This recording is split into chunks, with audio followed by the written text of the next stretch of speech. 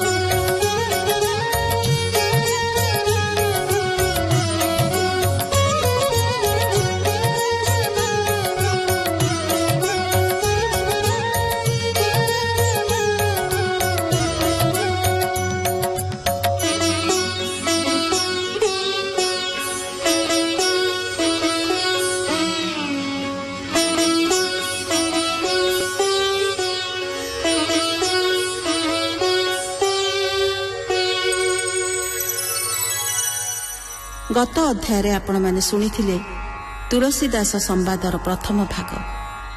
आज सुनिबा एहार द्वितीय भाग।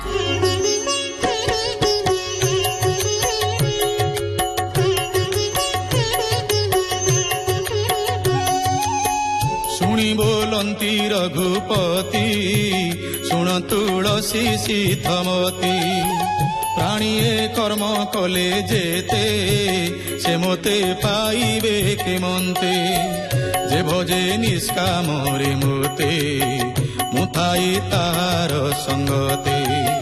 तु देह वृद्धि छाड़िएबे, बसिलु महानव गर्भे। जे सने वीर हनुमान, तामन तुमन समान। तेणु मु होइली प्रसन्न, हे भक्त वर मागि घेन।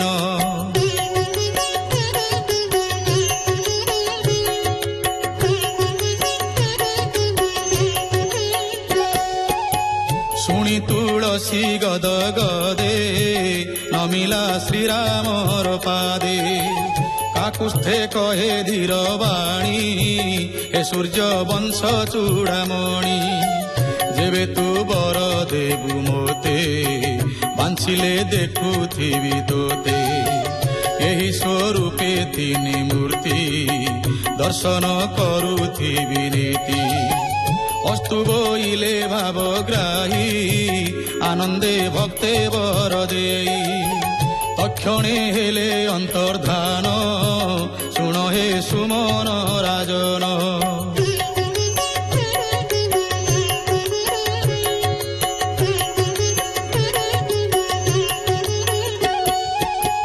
एड़े कृपाळु रघुबाळ, भकत भाव तांक मूळ। एथि उतारु शुण मन, तुलसीदासर विधान। संसार लोभ दूर करी, पिंधिला वस्त्र बेगे चिरी। गोर कौपिन आश्रे कला, तीर्थ सागरे चली गला। एमंत केते दिन गला, श्री वृंदावन रे मिलिला। बुली देखिला सर्वस्थान, कालंदी गिरी गोवर्धन।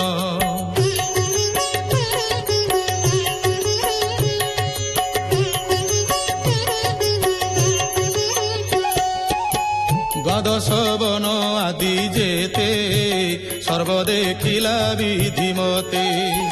प्रवेश हेला एक मठ, जे मठ वृंदावने श्रेष्ठ। गोपाल दास अधिकारी, जे मठे प्रभु पण करी। कहीं दियंती सदावर्त, दिव्य भोजन रुखा भात। जे कृष्ण बोले ताकू नेई, उत्तम भोजन दियई।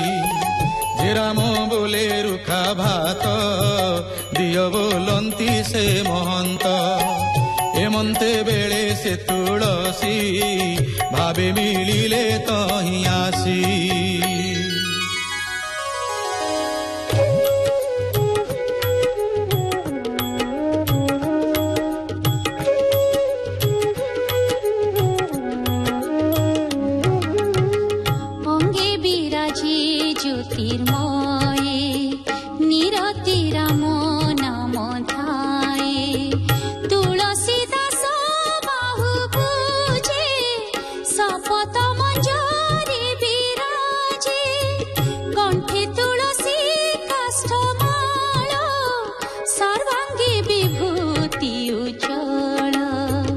जय श्री राम धनुर्धारी आंटे डाकिले नाम चारी ताहा शुणिण से महंत बोइले दिया रुखा भात शुणी तुलसी दास कही किंपा सुखिला खाई बोई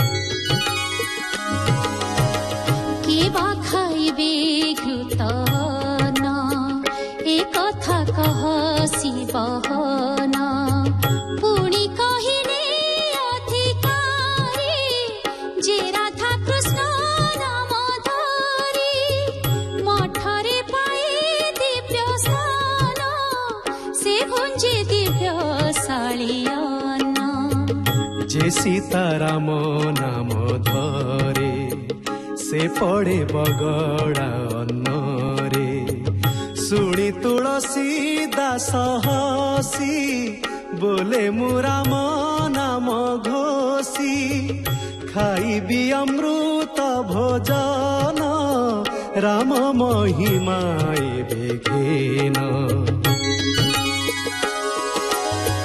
शुणी बोइले अधिकारी जाओ तू अयोध्या नगरी सेठारे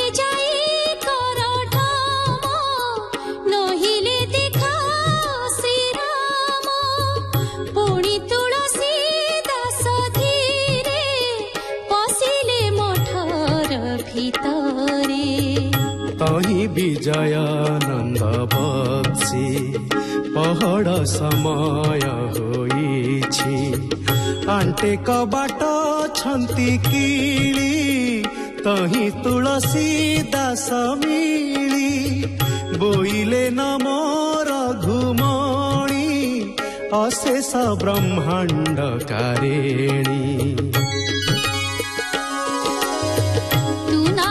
जगत ईश्वर संसार तोर खेल घर तुझे जगत जन गुरु भक्त वंशा कल्प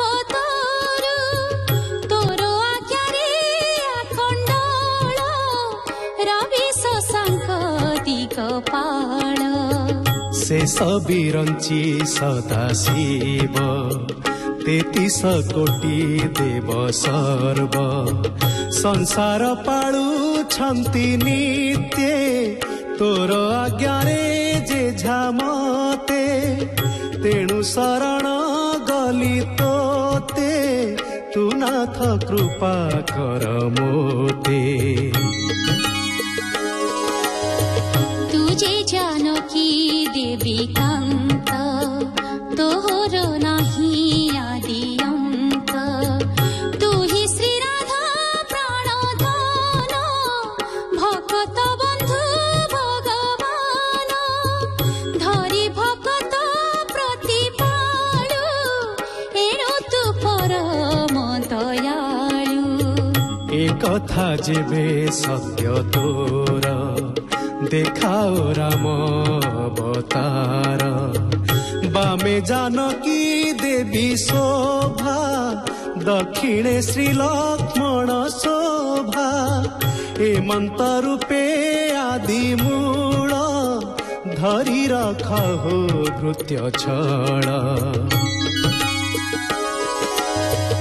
नोहिले सरीला तुलसी ताहा जानिले ब्रह्मराशि से क्षणी कृष्ण रूप जाए श्री राम रूपे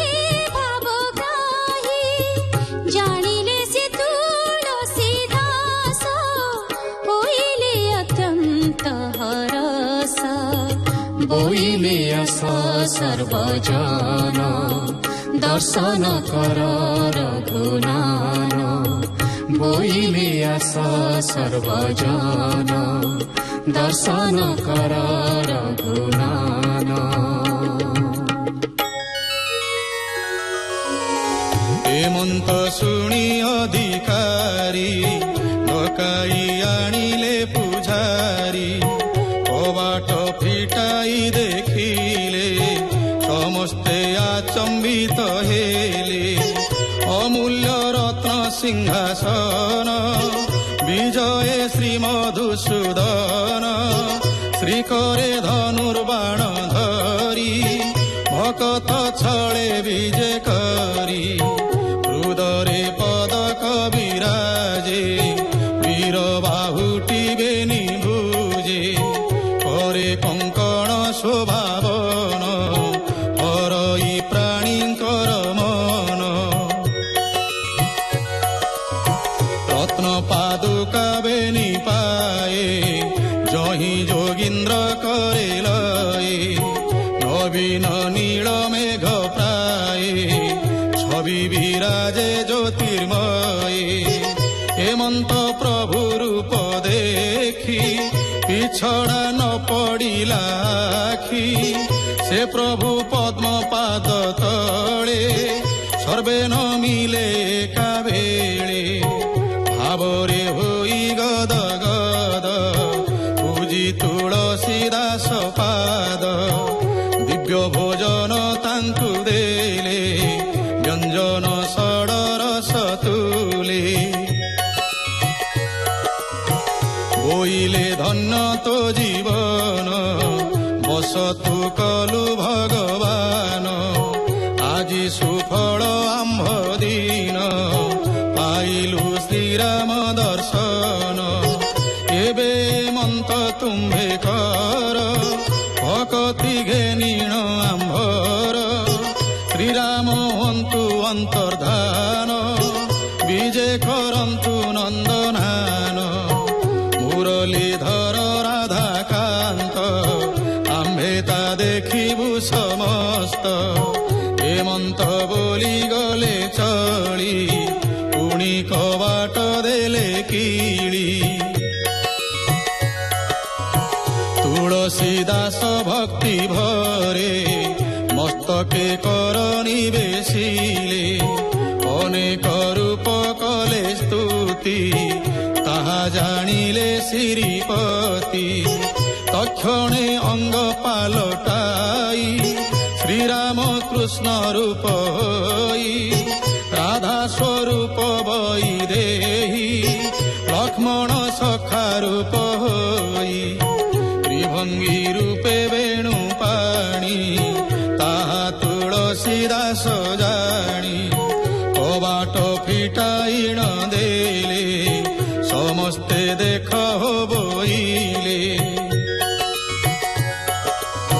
তাঙ্ক বচনে সর্বে গলে শ্রীরাম রূপ ন দেখিলে বিজয় রাজেন্দ্র কুমার দেখি সমস্তে চমৎকার বইলে নমো ভগবান তোতহু ভক্ত নুহে আন আম্ভে যা দেখিলু সমস্ত তু ভক্তি ছলে দেহবন্ত হেমন্ত বলি যে ঝামতে ভজিলে ভক্ত পাদ গতে তুলসী দাসঙ্ক মহিমা শুণহু মন মোহাত্মা কহই রাম দাস দ্বিজ বিশ্বাস অটে মূল বীজ তহি শরণ রাম দাস ননাস মোর মন আস।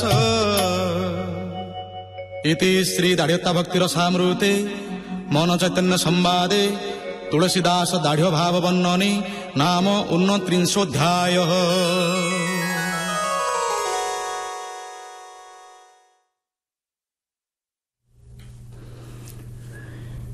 ଶୁଣୁଥିଲେ ଭକ୍ତ କବି ରାମଦାସ ବିରଚିତ ଦାଢ଼୍ୟତା ଭକ୍ତିରେ ତୁଳସୀଦାସ ସମ୍ବାଦର ଦ୍ୱିତୀୟ ଭାଗ। ଏହି ଭାଗରେ କଣ୍ଠଦାନ କରିଥିଲେ ଅରବିନ୍ଦ ମୁଦୁଲି, ଶୈଳଭାମା ମହାପାତ୍ର ଏବଂ କରୁଣାକର ସେଠୀ। ବେତାର ସମ୍ପାଦନା ଡକ୍ଟର ରବୀନ୍ଦ୍ର କୁମାର ବିହାରୀ, ବର୍ଣ୍ଣନା ଝରଣା ଦାସ, ସଙ୍ଗୀତ ତାରାକାନ୍ତ ପଣ୍ଡା, ପ୍ରଯୋଜନା ଦୀପକ ସାମନ୍ତରାୟ। ଶ୍ରୋତାମାନେ କାର୍ଯ୍ୟକ୍ରମ ଶୁଣୁଛନ୍ତି ଆକାଶବାଣୀ